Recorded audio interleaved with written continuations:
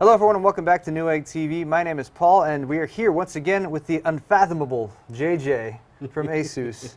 And we've been covering a ton of Asus products. We're of course expanding on the Z87 line. Intel's releasing their 4th generation core processor, aka Haswell. They've come out with a new socket, 1150 for it. We've talked about a ton of Asus motherboards designed for that processor. So if you guys are interested, of course, check out the Newegg TV YouTube channel. We have all of the close-ups on all the boards. But what this video is about, well, this is the main event, I think. Yeah. This is our overclocking video. We've shown some of the automatic features of the AI Suite 3, for example. What we're going to do now is JJ is going to dig into the Uefi. We have the Maximus 6 Extreme motherboard in here. And actually, speaking of that, I should let JJ talk a little bit. How you doing, JJ? I'm doing all right, man. Thank you for asking. All right, good, good. Can't forget to mention JJ as well. But let's take a closer look at the hardware that we have in here, because as we talk about overclocking, of course, all of the hardware we have installed is going to play a big role in that. So we're rocking a water cooling loop. We have an all-in-one Coolants unit right here. This is the EX2. Yeah, EX2 1055. 1055, which is a bigger unit than the one we were working with earlier. Previously we looked at their 2-stage radio. This is a 3-stage radio configuration. So, of course, here we're looking to try to push the maximum clock speeds, best performance, control the thermals as best as we can. So that's why we've gone ahead and gone with this cooling configuration. But we'll definitely, as we kind of discuss the lay of the lands in terms of overclocking, I think water cooling for this generation is going to actually be even something that you're going to have a little bit more potential interest in. So it's going to be a little bit poignant that we've actually selected this really high performance and great solution. And that ties in, of course, with the water block that we're utilizing, which is also a Coolants high performance water block. This one's actually their older generation as compared to the one that we use, the 380. This one's the 370. So both are going to be high performance parts, so you can go ahead and utilize them. I also like your cooling solution here. What kind of? Here we're using the Mayhem's Pearlescence. This is the Taurus Red solution. It just looks outstanding. You know, maybe we'll get it's got a nice texture to it. Get some cool B-roll in there and stop and allow you guys to see the color. All right. Of course, it's cooling an Intel Core i7 4770K processor, which is the flagship processor for this generation. To the right of that, we have some Corsair Dominator Platinum RAM. This is the 2666 rated speed version. Correct. Below that, you guys might have noticed 3 GeForce GTX Titans, which are in there just kind of hanging out. You know, they're hanging out. We're not really going to be pushing them much, but they're there. They're there, so take a look, enjoy. It's my candy for you guys. Of course, our chassis, we're running a Corsair 900D case. Powering the whole unit, we have the Corsair AX1200i power supply. Are we missing anything? Oh, we also have, what SSDs in there right now? We have 2 Corsair Neutron GTX 240 gig SSDs in RAID 0. RAID 0, okay, so really high performing RAID 0 configuration for our main operating system. We're running Windows 8. And then we also have an Asus, is that a DVD? That one's actually a Blu-ray writer. That's our latest generation, a 14X BD writer. And then right underneath that, of course, we've got the OC panel. The OC panel, so again, if you guys want a closer look at that, our overview of the ROG series of motherboards that are released on this platform, we go into a little bit more detail with that. So we're going to talk a little bit about that as well today. But that's kind of the lay of the land. That's the system we're running, and that's the system that all of you guys should get to, or something similar. That's the beauty of building your own system. You have lots of options out there. But JJ, let's sort of start out from the basics here. When you guys start working with a new platform, about how much time do you spend just testing and testing and testing prior to launch? Well, I mean, development for the platform as a whole actually goes back, can be as much as maybe 8 to 10 months, depending on the chipset refresh cycle. So I mean, even when we're finishing essentially the platform we're already starting to work on the next generation platform. Intel actually works on roadmap cycles in terms of product development between 3 to 5 years. So we have a lot of visibility at being able to get that information ahead of time and work in terms of how we're developing board designs, the overall topology considerations and things along that. But when it comes specifically to overclocking usually is about maybe a 3.5 to maybe 5 month interval period. Okay. Because the first initial CPUs that are provided by Intel for validation and for testing are really only focused towards validation and testing. So it's just more making sure that functionality works right, trying to get a baseline and certain new functions or features that might be part of the CPU architecture. So in this generation, right, that inclusion of the IBR or the power management system is now inside the CPU, changes certain variables, and we have to kind of consider that. But once we actually get parts that actually allow us to overclock it and allow us to scale past certain frequencies or mess around with what's the strength of the memory controller, that's a shorter period of time that usually is, like I said, between about 3 to 5 months. Okay. Now we're talking about the 4770K in particular, and this kind of trickles down to the rest of these CPUs that are available. I'll be honest, when I first saw the 4770K specs, they seemed very similar to the 3770K specs. In your experience going from the Ivy Bridge generation onto Haswell, is this truly a generational change when it comes to overclocking and how the chip actually performs when you're pushing it to its limits? I'd say in terms of the characteristics you have to consider, how you have to work with the platform, it's probably the largest change that's occurred since probably P67. So it's a fairly substantial change. Not so much that the characteristics of what you're going to change are new, right? You're still talking about voltages and multipliers and BCLKs and things along those lines. But what is inherently changed is more so how you have to work with the platform because of changes based on the architecture. Now, we've kind of seen this progress over the last couple of generations. If you look at P67, we had ushered in kind of a new era of kind of frequency because of changes in lithography and changes in architecture. As we've transitioned from that and gone to newer generation lithography and newer generation architecture, you've seen the frequencies change a little bit, but also the IPC improve, right? So you could go maybe drop down from Sandy Bridge, where we were demoing, if you guys remember, like 52Xs, right? So 5.2 gigahertz, and maybe in Ivy Bridge we dropped down to the max realistic air ceiling for air users was probably somewhere in the vicinity of about 4.7 to 4.8, but you had the increase in IPC to offset some of that. For this generation, the frequency, in terms of the maximum frequency, doesn't necessarily drop down, but there's a lot more variance within the CPU frequencies that can be achieved. Okay. And there's other considerations that come into play because of the inclusion now of the IVR system inside of the CPU. So, you know, like we always stress, every time there's a new platform, new CPU, regardless of whether it's a TIC or it's a TOC, you know, you want to try to get informed and try to figure out how to work with that platform and take advantage of its, you know, new design implementations, as well have a more complete understanding of how to really tune it specific to what your requirements are going to be. Okay, so if we're looking at a motherboard, typically with your CPU, you have your power delivery, your VRMs. When it comes to the IVR you're mentioning, this is actually a voltage regulation that is handled within the processor itself? Yeah, I mean, you previously had a part that was called the PWM, and the PWM existed externally outside the motherboard, and so that would take your input voltage, comes from your power supply, translate that into the CPU, and help to control all the aspects of power regulation and power conditioning and adjustment variables that you would have inside there.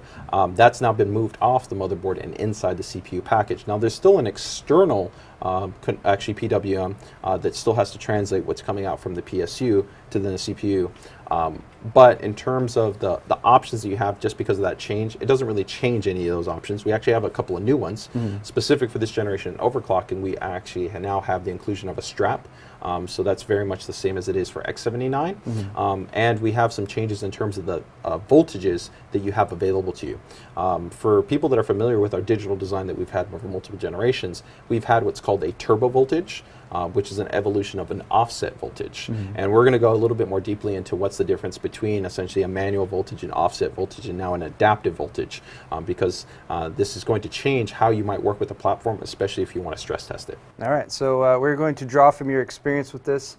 Let's dive into the UEFI and let's talk about how you might go about overclocking, considerations we might make, especially if you've overclocked before with previous platforms, because there are definitely some considerations to take when you're talking about Haswell.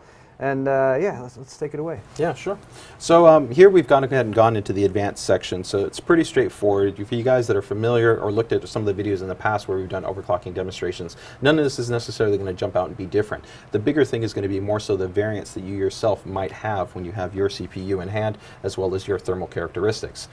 So if, let's say, we were going to go ahead and first attempt to go towards a target frequency, it's pretty easy. We could go ahead and first, let's say, apply our XMP value, right?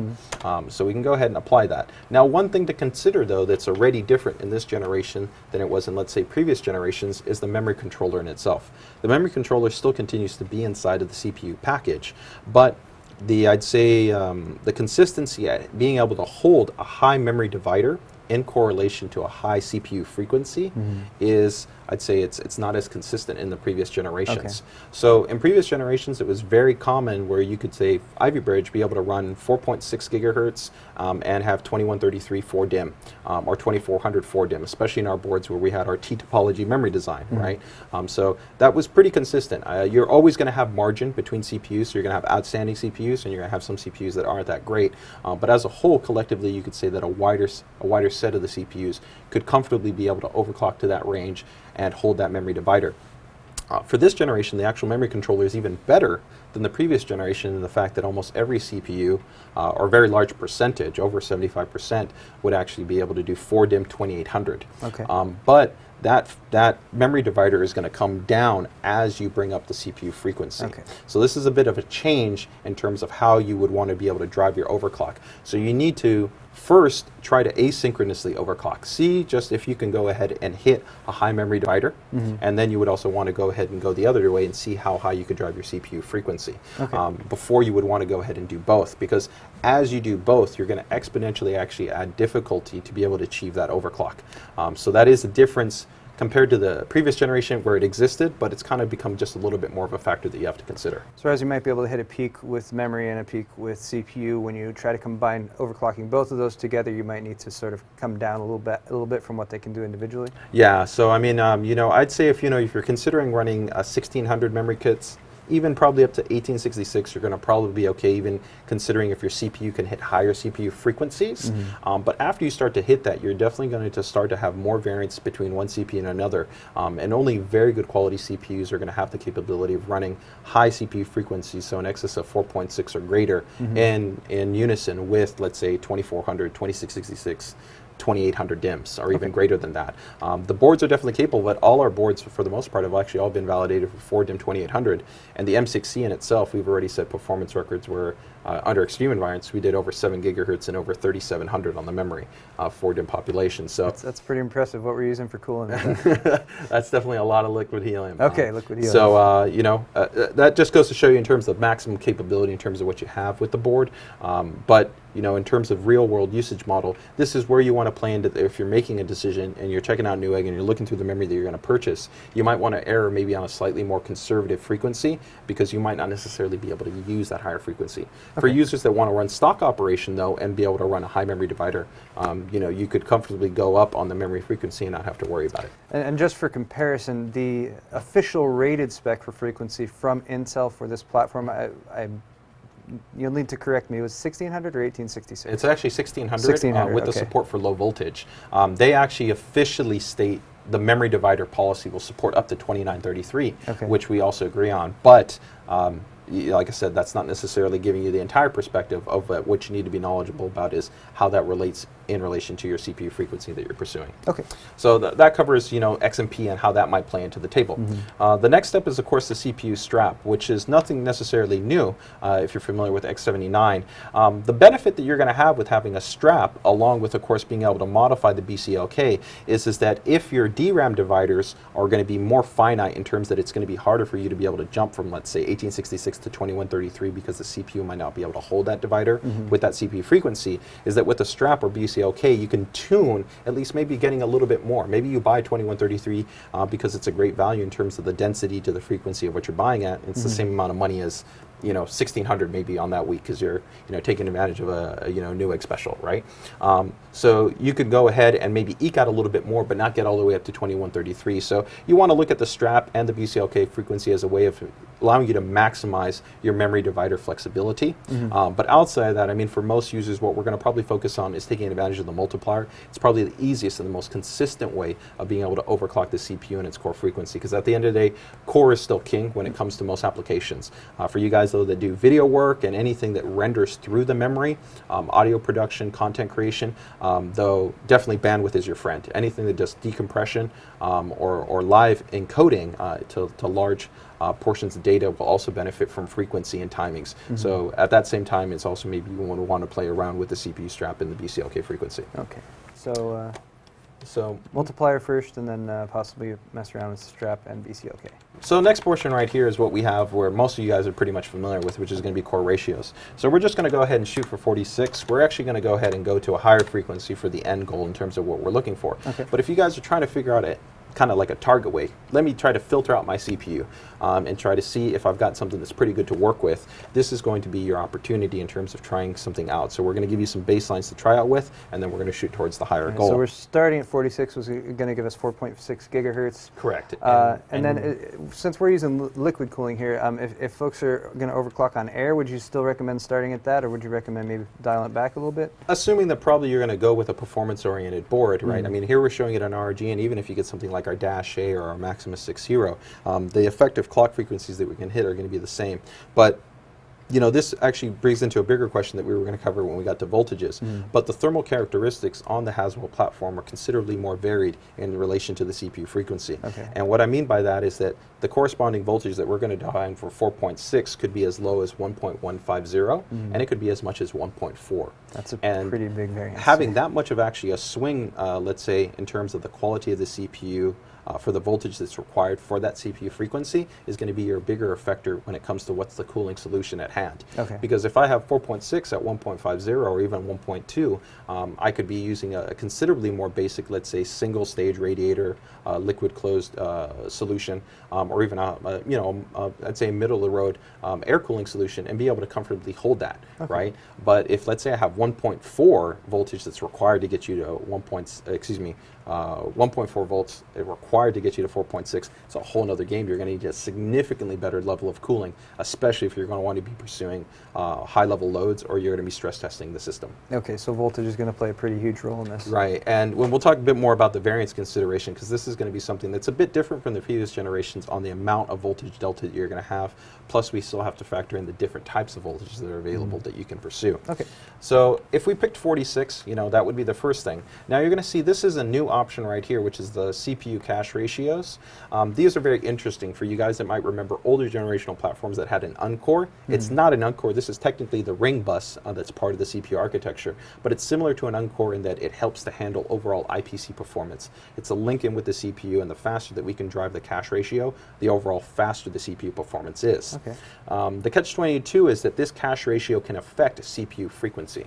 So in some situations, if let's say I go ahead and define my overclock, everything's stable, and I want to go from 46 to 47, but at 46 I was able to do it at 1.2 volts, and I go to 1.225, I go to 1.250, and I go to 1.257, and I keep adding more because I've got the thermal headroom, right? But I notice I'm not getting 47. Well, what can I do to maybe get that extra frequency? And that's actually where the cache ratio comes into play. Sometimes if the cache ratio is running at too high of a frequency, it could be that it's limiting the CPU frequency from getting to the next step. So what you can attempt to do is, let's say I was going to try 47, right? It will change those all to me, but to get to 47, I might actually have to define a different cache ratio. So it might be 45. And that cache ratio is going to be that operating speed for that ring bus, or as we're referring to here is that cache ratio. Now, this won't affect the frequency itself. This is just an interconnect that does tie into CPU frequency. Ideally, the best CPUs will be able to run a native cache ratio, and this is what you would want for the absolute best performance. But the likelihood of being able to have a CPU that's capable of running native cache ratios, once you start to get to 46, 47, 48, or greater frequencies, is going to become significantly more difficult, and not all CPUs are going to be able to hold that. Now, we do a lot of work in terms of auto rule optimization so that you won't really have to play around with this. We're trying to make an auto negotiation based on the frequencies that you get to try to make this a very smooth process. And at the end, I'm going to show you that we can get 4.8 with high IMC support with as little as about 3 changes. So you won't have to go in there, but for guys that are tweaking their system and maybe try to push it to that next layer of getting a little bit more performance, the cache ratio is going to be one of these key items that help to get you better performance. So another option you can do there, if you're really trying to hit a specific overclock, you can maybe mess around with that a little bit, maybe dial it back just a notch. Maybe help your stability a bit. Now, that's a good point that you do bring up there, though, in terms of being able to dial it back a notch. You generally want to hit within an area of about 100 to 300 megahertz below the primary target that you're trying to achieve. If you go past that, you will continue to bring down the IPC, or the overall performance of the CPU. But in most situations, you're better off compromising the cache ratio than dropping down the primary core ratio, and that's because core is still king. In most situations, you're going to benefit more from that increase in frequency. But there is still an argument to be saying that the maximum efficiency could potentially give you still better performance. So those are kind of little things to play around with, but that is definitely definitely new for this generation as far as what you might have to tweak or tune to be able to get to the result you're looking for. Okay. So we'll go back and we'll set that to 46, and we'll go ahead and redefine those back. Actually, we'll set ours just to 46 as well. Okay. And a quick note, you have to set the max ratio first before you set the min ratio. If you try to set this first, it will fail out. This can never be greater than whatever that is. So you have to tie those in together. Makes sense with min and max. Okay. And for internal Pll Over-Voltage, a lot of people remember this maybe from the Sandy Bridge generation, and it sometimes helped. This actually technically is now part of the CPU architectural design. By default, it's not required. In some situations, we can force a certain execution implementation of it. But in our testing of, at this point, probably over 550 odd CPUs, maybe more than that. We have found very, very rare selective cases that it ever provides a benefit. So in most situations, you would never need to touch it. Okay. In a rare situation, if you find you've tried everything and you want to go ahead and enable it, you can attempt it. But in our overall testing and evaluation, we haven't found any benefit from it being enabled, as it's now already been patched into the architectural design for Haswell. Okay. Okay. So from there, of course, we have a couple of options that we don't need to worry about because they're tied in generally to memory frequency, and that's going to be consistent. We're not going to be worrying about touching on DRAM timings because for most users, I expect that they'll probably follow whatever the timings are for the XMP memory that they're defining. So that's pretty straightforward. So the next portion is probably going to be the digital power control, but we won't touch on that yet. Now, when we go down to our core voltages, if let's say, once again, we're trying to shoot for 4.6, if you want to test to see how good of a CPU you got, you can go ahead and try something like 1.2. Okay. This will not necessarily be the best CPUs that are on the market, but this helps to filter that you probably have a better quality CPU. Now, if you can successfully post, boot, and run whatever application you want, or if you want as a stability test to go ahead and validate that frequency, and you can do it at 1.2, you've actually got a pretty nice CPU. Okay. In our testing, if you keep in mind what's probably the maximum voltage that you can have be thermally dissipated, including using a stress test like, let's say, like AIDA64 stability test or something along those lines, you can't really exceed about 1.25 volts. Okay. If you go greater than that and you run a stress test, you'll pretty much be hitting a thermal throttle point. So anything greater than that at that point, you're either going to need better cooling to be able to go ahead and control that, or you have to be realistic about your temperatures. If you go into, let's say, like a game, your temperature is going to be fine at that corresponding voltage. It might be maybe the high 50s to about like mid 60s in terms of the overall actual temperature performance. But if you're somebody that has to quantify temperature based off of stability testing, you're going to have to make sure that you really don't exceed that 1.25. Okay, now if we're comparing this to previous platforms and voltage, because I know this was a change from Sandy Bridge to Ivy Bridge. Ivy Bridge couldn't handle nearly as much voltage as Sandy Bridge did. Is the sort of continuing lower voltage, does that sort of go hand in hand with the efficiency of the architecture? I know Haswell is coming out, there's tons of low power chips available for mobile devices and that sort of thing. Is this sort of Intel continuing that lower power consumption Actually, I theme? wouldn't say that's necessarily that the CPU can't hold it, because one of the key benefits of the IVR as a whole and even digital designs is that you have even more acceptance of higher voltages. Okay. To give you some insight, I mean, we've been able to drive the CPU with upwards of 2 volts to the CPU in extreme environments. So it's not that the architecture or the design is limiting you on voltage, it's more so that you have other factors that come in. You know, the complexity of this chip, you have to remember that you have internal graphics engine, you have now an actual power regulation technology that IVR built in, the switching frequency that's operating at, the memory controller, plus the overclock, and then the lithography. The lithography is very important because you're physically talking about a smaller space to try to have heat travel through and be dissipated by a thermal solution. Every time you shrink down your lithography, it's going like this, like this, like this, like this. So you can imagine if you have a huge amount of heat coming through, every time I make that smaller, right, it becomes significantly harder to dissipate that heat. So we're just dealing with physics here. It's inherent to the architectural design. So this is where you want to be efficient about how you tweak and tune and overclock your system. This is very important. But in terms of the ranges, like I said, the ranges in terms of actually what you can drive to successfully overclock are still, I'd say, with what the range of understanding is that we've had for a couple of generations. Like I said, as little as about 1.150 all the way up to 1.4. And if anything, in the lower voltages, we've been able to get higher frequencies. So you've gained actually acceptance, and that's the same thing for Haswell. I mean, it's pretty nuts that you can get, 4.8 at potentially as low as 1.25 volts, where before that wasn't, possible. You were, if you remember in previous generations, you'd have significantly higher voltage for significantly lower frequencies. the harder part is going to be that as you increase those voltages, you're going to have a lot more heat that you're going to have to be able to deal with. All right, so more on voltages to come, I think. And to also tie into that, though, is that keep in mind that as a whole, what we're seeing in the retail parts that you're going to be able to purchase is that the overall CPU frequency has come down. It's going to be a bit more conservative. Okay. Our boards are definitely going to be capable of hitting, 46, 47, 48 multipliers, even greater than that if you've got a quality CPU with good voltage and good temperature control.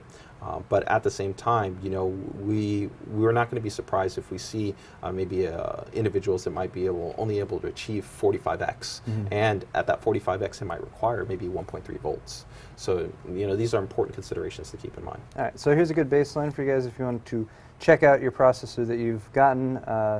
Recommend starting at 1.2. If you're having difficulty with stability at that point, just sort of start to dial it back incrementally. It's pretty consistent. If you pretty much dialed this in and your system doesn't even boot into Windows, just go ahead and increase, and you could go 1.225. Okay. Right, and then you could go ahead and try 1.25. And if it boots, then you can see if it holds stable, and you can add a little bit more to that. But that's really a quality baseline. My expectation is probably going to be most individuals are not even at 1.2. Okay. They're going to probably be much closer to 1.25 to 1.275 to be able to even hit frequencies in relation to about 45x to 46x. Okay.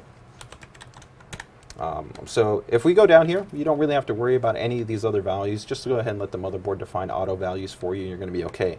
These two are very special voltages. Now remember, we talked about the memory controller and the DRAM divider, and sensitivity that they might have to driving high DRAM divider with high CPU frequency. These two guys allow you to maybe massage the ability to get to that next DRAM divider. Okay. They're very interesting voltages, though. There's not really a rule about that more is going to get you more. It's more so that every IMC has a characteristic voltage that it likes to receive or be fed. And so sometimes you might just need to play around with it to find a voltage that CPU likes. But that table is going to be somewhere between maybe like 1.150 to about like 1.2. But you don't generally want to exceed that. And once again, it's not that 1.2 is better than 1.50. It's just that some CPUs like one and some CPUs like other. Right. And being able to manually define that may be able to get you over that hump of, let's say, it does 4.6 or 4.7 at 1866, but every time I try 2133, I'm getting instability issues. I can go ahead and try an adjustment to that, and then that might be able to go ahead and help to stabilize, have the memory controller have a little bit more stability, and allow you to run that memory divider without any issues. Right. We won't need to modify that here because our CPU is capable of holding a high memory divider and high frequency without any issues, so we can leave that to auto. And in the same respect, you normally wouldn't even need to adjust it. In most situations, that's once again a benefit of Asus boards, is that we do a lot of auto rules in the background, so you're not going to have to tweak these. But if you want to take that and you want to try to adjust it and try to manually define it, then you can go ahead and do that. Okay, so just another option if you're looking to achieve stability. Correct. Now, you're going to see a lot of other voltages here. Don't need to worry about any of them. You can go ahead and let the board go ahead and focus in on that. For you guys that really, really, really care about all the super more advanced options, you can make sure to actually, check out our channel at Asus, or you can make sure to check out some of the forums that we'll be working in to put out more advanced overclocking guides that even give you more detailed information. Now, we're going to switch the board out of fully manual mode because right now we want to be able to cover what's the difference in terms of these voltages that you have on the platform. Okay. So when we go to CPU core voltage, you're going to see that there's three sets that you have available to you. Manual voltage is probably what most people are familiar with, but it's really the least efficient way of being able to work with a platform. When you work with a manual voltage, the disadvantage that you're going to have is that it's a static fixed voltage. So the CPU is going to always be pegged at whatever I set it to. So if I set it to 1.2, it doesn't matter if I go to idle and I sit on my desktop, right? It's going to be at 1.2. If I'm under load, it's at 1.2. It never changes. So in terms of power efficiency, the overall power consumption and the thermal characteristics, I'm always placing more than I need to. And this is going to also help to create thermal degradation and electrical degradation over time to CPU.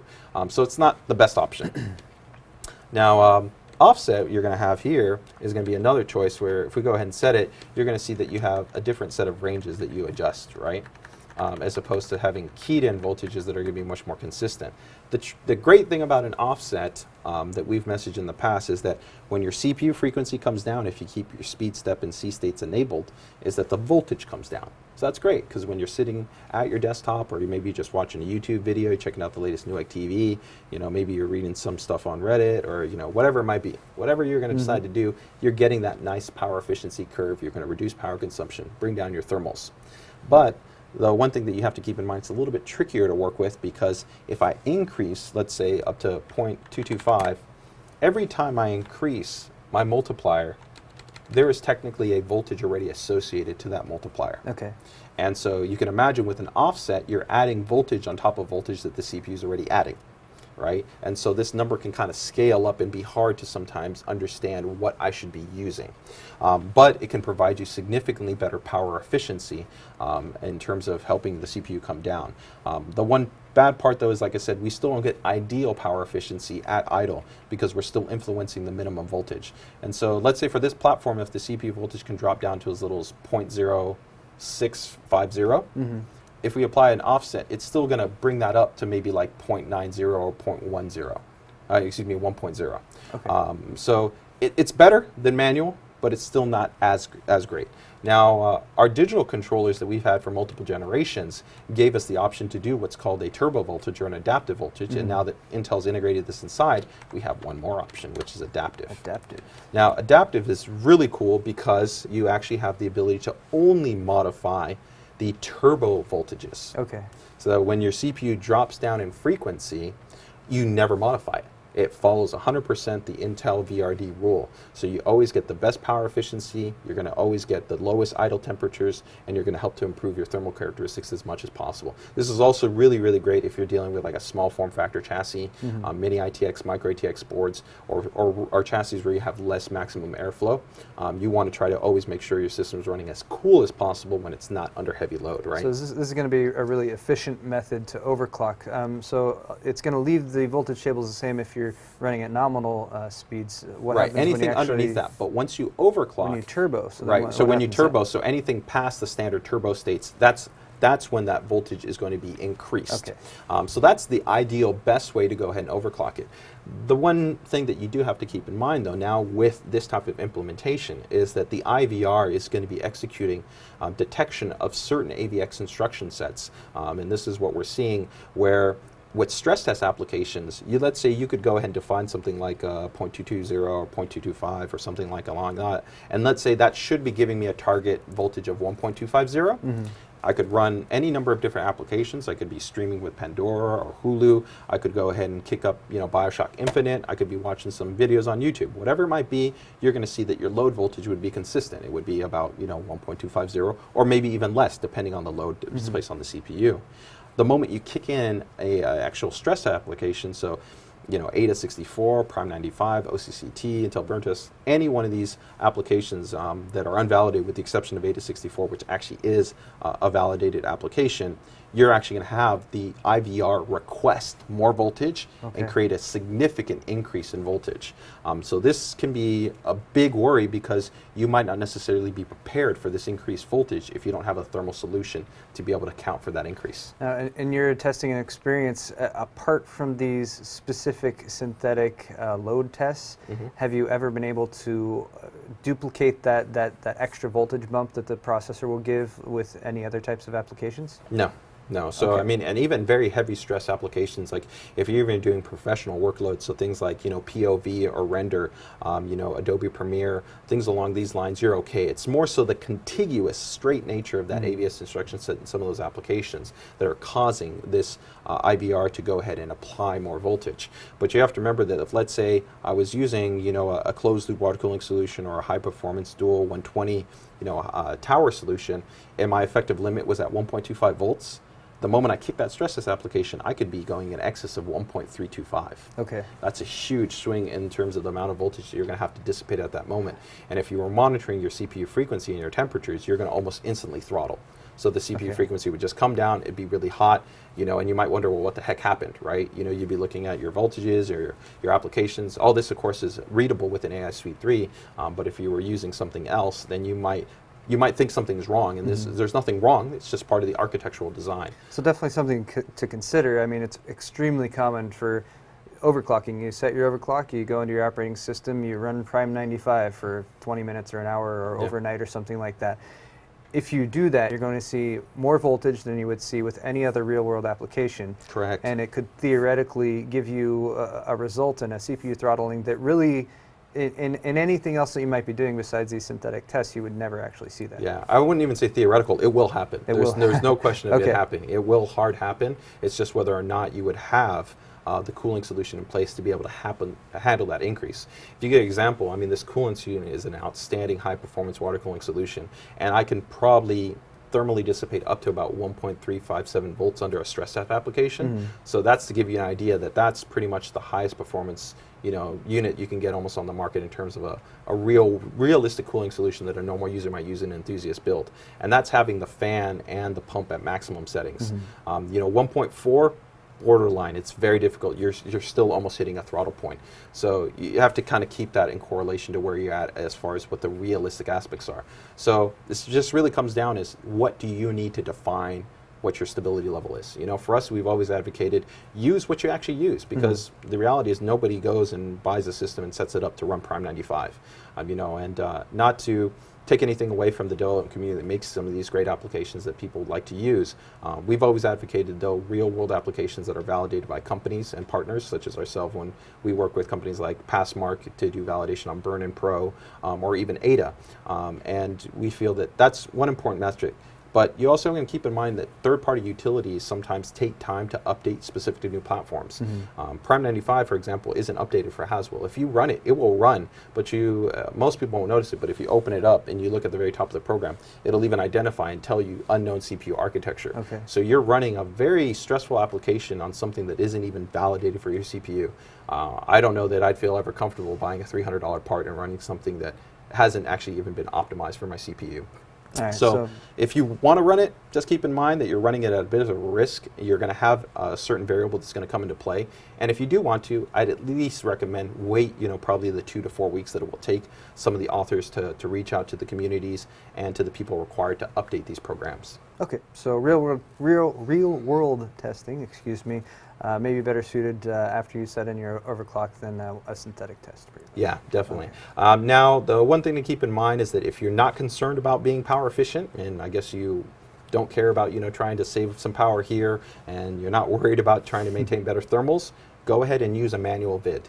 If a manual vid comes into play, you can use whatever you want at any time, and you'll always be able to maintain that voltage table. Okay. And it won't modify from that. So if I set 1.2, regardless of whether I'm going to run Cinebench, watch YouTube, open up Office, check my email, or run Prime 95, it will always be 1.2.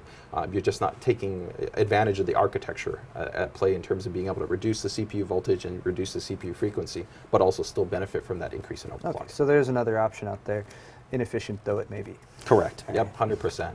So that pretty much rounds out most of the key parameters that you're really kind of going to need to tweak. So I'd say from this point, let's go ahead and go back, and we can make some quick adjustments here, and we'll just go back to target in. So like I said, if you guys wanted to do something really basic, all you're going to need to do is set the XMP profile, jump back to here, set 46. And then ROG board's already default to a manual vid, so we can just put in 1.2. And for my system, because it's of course it's utilizing a RAID, I need to go back in and set that to a RAID. And I could press that, and that's it. It's done. So you can see all the other things I set, I wouldn't even need to modify any of those. So it's a very basic level. We'll go ahead and show what the characteristic would be in terms of the system posting and booting, and we'll go back in and go for a more aggressive overclock. But it's overall going to be a pretty straightforward process. If you want to take your part, test it, see where you're at in terms of the lay of the land. We found that that's a pretty good value in terms of trying to shoot for. But like I said, we wouldn't be surprised that if you do try that your system won't effectively be able to post and boot. So keep in mind this is a little bit better quality CPU, of course, that we're utilizing here to show you just what the range and the capability of the platform has to offer. So of course we got water cooling, so we're going to need to make one quick change here and just disable our monitoring here. We don't actually have a fan plugged into the CPU fan header right now. Yes, correct, yeah, because we're taking advantage of water cooling. All right, so these are some great starting out frequency and voltage settings for folks at home who might be looking for where can I begin, and then sort of start to tweak and tune from there. Another great option, of course, would be the auto-tuning function. We've covered that in an additional video, so if you guys want to start out there. Two great options, though, whether you want to take these settings and work with those. The auto-tuning function also will push your CPU as far as the auto-tuning function can take it, and then that can also present a great baseline for you to start out from. So a couple different options from you, but now we have gotten into the operating system. And if you weren't able to, so normally that's the one thing a lot of people don't understand is that the difference between your system posting and your system booting is that what are called the MSR tables. These are some complex aspects, but the operating system is helping to initialize a command to allow the CPU frequency to actually go up to what you've requested it for. So that's why usually actually a board sometimes can post at that frequency, but it hasn't really kicked into that frequency until the OS load occurs. For you guys that might be running Windows 7, what you would commonly see would be the balls kind of forming. Okay. Right? When those balls kind of come together, they'll lock and they won't move, or you'll get a stop error, which is sometimes people refer to as a BSOD or a blue screen. Okay. That's when you know, okay, have to reboot and I have to add more voltage. If you could get past that, maybe you were able to do it at 1.20, you could try 1.225, 1.250, 1.275. Like I said, if you get up to 1.275 and you're still not able to get 4.6, unless you've got an outstanding cooling solution, I'd say you might just have to scale back what you're. Need to go for 4.5. Yeah, you're just gonna have to settle for that. Maybe you won't necessarily get the frequency you want. Okay. So we're gonna go ahead and just round this out with a 4.8 gigahertz overclock, and I think that wraps us up at hopefully giving you some perspective on how to tweak and tune and work with the Haswell architecture. We're super excited about it. It still is going to be overall a faster platform in terms of the IPC performance. It's great. It's got a lot of tweakability and performance to it. And like always, we're excited to come down here and show you guys how to be able to take advantage of your hardware. For sure. So from here, I'm just going to go ahead and jump up to a 48. Right? And same thing, like I said, I won't even need to touch any of the other variables. And we're just going to go ahead and kick this up, and we'll go to 1.275, which would be my corresponding voltage, to be able to hit 48. Now, we did touch on that before. There were some people that always have questions on our digital power options. Our motherboards are very robust. You can leave these for pretty much at all auto values, and a board is going to take care of it. But for the guys that are pursuing these more aggressive overclocks, I'm going to give some insight right here quickly to some of these options. So CPU load line calibration is always one that a lot of people wonder about because it compensates quote-unquote droop. With the IVR now controlling all your voltage, for all intents and purposes, you almost do not need to worry about it at all. There are some new ranges in terms of how we have this defined, 1 to 8, where essentially before we used to have kind of like standard, medium, high, extreme. In most situations, if you want to just ensure that you're always getting the most consistent voltage, you could set it to 8, but in most situations, what you input is actually what you're going to get. So the droop mechanism is quite a bit more different. So overall, I wouldn't really worry about it regardless of what CPU frequency you're pursuing. Just leave it at auto. And if you want it to be the most conservative or the efficient, set it to 1. If you want to kind of just, you didn't care about thermals or efficiency or whatever, kind of set it to 8. Otherwise, leave it to auto. All right. For the rest of the corresponding items, you don't really need to worry about too much. Now, we have our what's called CPU power phase options. These are going to come more in terms about total power delivery and efficiency once again. So what this actually allows us to do is handle how the VRM, or the number of phases, as sometimes people call them, actually are responding based on load. Right? So when your CPU goes into maximum load, it uses whatever the maximum of inductors or phases that you have built onto the motherboard. So ROG, we have class-leading ROG design, which, as you saw probably on that screenshot, we hit over 7 gigahertz with an 8-phase design because it's about component quality and design, not necessarily numbers. And this, all it's essentially doing is how it responds to when it's not in maximum load. So if we follow standard, that's Intel spec, so it pretty much drops down from like maximum phase array, which would be 8, down to as little as 1. And there's pretty much just like an immediate jump in between. Optimize is our own developed Asus auto rule, which kind of gives you a really nice stepping scale. It goes from 1 to 2 to 4 to 6 to 8. So this helps to kind of manage power efficiency on the inductors in a more intelligent way. Helps to scale it up as we need more power depending on the CPU frequency and the loading that's occurring, and kind of comes back down. Extreme is for guys that just always want the maximum amount of power output. Doesn't matter what my system is doing. I could be sitting doing nothing, playing solitaire. I guess if you have a really high-end system playing solitaire, then you probably tie right in with the manual vid, right? Yeah, it ties into manual vid. So it's not really the most sensible way, because you have to keep in mind that this will affect VRM heat, right? Because you're essentially always asking those components to run at 100% full bore, right? It's like, imagine if you were sitting at a stop sign and revving your car 100%. Why would you do that? You want your car to idle down, right? You don't want it to produce heat. It impresses people sometimes. Sure, you could go that route if you wanted to. So that's just keeping that in mind. So it's just different options. We do tend to recommend to optimize for probably the majority, even up to about 4.8. It's fine. If you're really going to stress your CPU heavily, consistently, and even almost as immediate if you turn on the system, depending on how you work with your system, extreme could be a potential benefit because you don't want to have power drop out at any time at these more aggressive or higher end overclocks. Okay. T-probe is very interesting. We have the ability to monitor temperature for the VRM, and we can help to distribute it and balance it out in more sensible ways so that the VRM doesn't get hot spotting. So by default, that's what we do, but this can sometimes bring down peak performance of the VRM because we're trying to handle a more consistent temperature range across all of it. Once again, though, if you're not necessarily focused at wanting to keep the best performance at temperatures, thermal performance, then you can set that to extreme, and it will drive it based on current, and it will just give you maximum current across there. Right? More heat, though, like always, but if you have a whole bunch of fans, you can entirely go that option.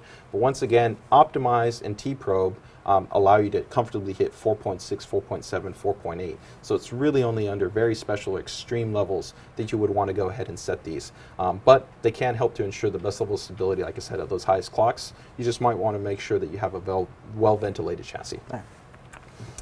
And current capability is probably the last one. This is pretty much just how much power is being drawn through the CPU. The more voltage you apply, the higher the frequency, the higher that you might want to be able to apply this. Now keep in mind, again, all these options, you generally don't even need to touch them. As you saw with the 4.6, the motherboard will do all this work for you. It's one of the really big pride points that we feel you get when you get an Asus board. But if you want to force the board to essentially accept that so that you don't have to worry about the board cutting out, because that's sometimes people don't realize is that they apply too much power to the board, and it's not that it's not stable, but the board has a trigger point that says, hey, I'm not accepting more than this maximum current. Like with X79, you overclocked it, you could get to like 200 watts that you're pulling straight through. So you might need to actually set it to like 120%. So this isn't changing actually how much being pulled through, it's just telling the board how much that it can essentially bring in. Yeah. Kind of giving you a higher limit. Yeah, exactly. So that's pretty straightforward. You don't need to worry about the other ones. And for the DRAM, you have some similar options that are just specific, same thing to DRAM. I won't rehash those. But the only reason why you might need to change current capability or the phase for that is the frequency and how hard you're going to drive the memory. Most real users, you maybe use 4 to 6 gigs. You're not really loading it. But if you're somebody that's actually loading a lot of memory, maybe you're running our RAM disk application that we have built in here, or you're, you're doing a lot of rendering or editing and things along those lines, and you're filling a large portion of your memory, you could actually be pulling more than what the basic board is rated at, especially with high frequency kits. So you might need to pump those up to, like I said, maybe a higher current capability as well as a higher phase array count. So would you say that some of these functions that we've been talking about most recently more geared towards your extreme overclockers, competitive, or even exotic cooling? I definitely say that, of course, you're going to maybe need more requirement as you get more aggressive forms of cooling to utilize them. Ultimately, though, our focus is that we try to give you as many ways as you want to ultimately define and work with your system. We try to do a lot of the work for you, but some people have their own ways about how they want to tweak and tune their system, and at the end of the day, that's what we're committed to, is giving you guys the flexibility to do it yourself, however you want to do it. If you need it, the option is there. The option is there, right? So we're going to see there, we got 48, 26, 66, ready to go, and we'll save that. Of course, our history log shows us all the real-time adjustment that we made, and that's it. All right, so a quick reboot, and then we'll do a quick validation test on here? Yeah. And that pretty much wraps most things up in terms of kind of giving a lay of the land for Haswell and how to overclock on Z87. And everything that we've run through here while we're doing it on, of course, the Maximus 6 Extreme, this would apply to any one of the boards in our Z87 lineup. And we feel confident that any one of them would be able to heat great overclocking results. Even if it's like entry-level boards like we have with like our Z87-A board, that's going to be probably less than $150, $140 board. I feel confident in terms of it being able to do 4.8 at 2400. I've personally done it myself. Nice. Or our Tough board, or our Hero board, or the Pro board. It won't matter. Really, the only differential is going to come into play sometimes is going to be the thermal design considerations, as well as the maximum power output that the board can put out. But that's only going to be more critical at really high frequencies and high loads. Okay. So something to just keep in mind. Now, we have been working with the 4770K here. We have another SKU launching alongside the 4670K, which would be roughly equivalent to the 3570K from Ivy Bridge. And that was a hugely popular chip. 100% agree. Yeah. When you come to the, have you done much testing with the 4670K? And would you say that the frequencies, generally speaking, would those fall in line with the 4770K as far as overclocking? Everything that we've discussed is pretty much identical. The only thing is that you have a little bit more thermal headroom because you don't have hyper-threading support on that part. Okay. You're going to bring down temperatures overall consistently between about maybe 12 to 16 C on average. So even at higher voltages, you'll be able to get away with maybe a little bit more frequency. Okay. But overall, everything that we've discussed in terms of considerations on manuals or offsets or adaptives, margin even within the voltage that requires, you still have a CPU that once again could do 4.6 at 1.150 and another one that needs 1.4. Okay. None of those other things, nothing as a whole has changed. The main point, but is strongly beneficial for you guys that want value-based overclocking, that part is an extraordinary one because since we have more thermal headroom, we can probably get a little bit more aggressive, assuming that you have a CPU that can scale to that frequency. Okay. So now we jump back into the operating system, and at this point, what would you recommend if somebody wanted to run a quick and easy application just to get sort of a baseline to know, well, I'm at least stable with this, and then you kind of go from there with your typical applications you'd run? I mean, you've got really a lot of different options. Usually what my general recommendation is, you can download a PC Mark or Pass Mark performance test. Both of those are really great for the reasons that they're going to tax and utilize literally every aspect of the system. Unlike just pure synthetics that only pursue the CPU, when you overclock, it can affect a lot of different aspects of stability, including I/O performance, that means USB and SATA, memory, and even bus interconnect speeds. So when you run something like that, the great thing is it's going to test the CPU, it's going to test the memory, it's going to test the GPU, and it's going to test the storage array configuration. And even at times, it'll do it all simultaneously. And that's a great measurement for passing stability. If you can do that in most situations, you can walk away confident. Okay. If you want to run something a bit more on the stressful side, we still recommend looking at some of maybe the free general content creation tools. So like Cinebench is going to be an option here where it's going to hit with a very high level instruction set and have a high number of cores being utilized. Or you could use something like Ada as well, and you could run the benchmark option. Now, you do have to pay for the full version of Ada, but you can download it, and it is a trial version for 30 days. So you can still have access to that functionality in terms of the application. Okay. So if we go ahead and pull this guy up here, plus the other thing that you will, with using an application like this or using something like Cinebench would be that you have the ability to actually check your performance, which is key. Sometimes just because you get an overclock doesn't mean that you've been guaranteed an improvement. Sometimes there can be variables of instability that will actually show up once you do a performance test, and you'll see that performance could actually be worse in some ways. Okay.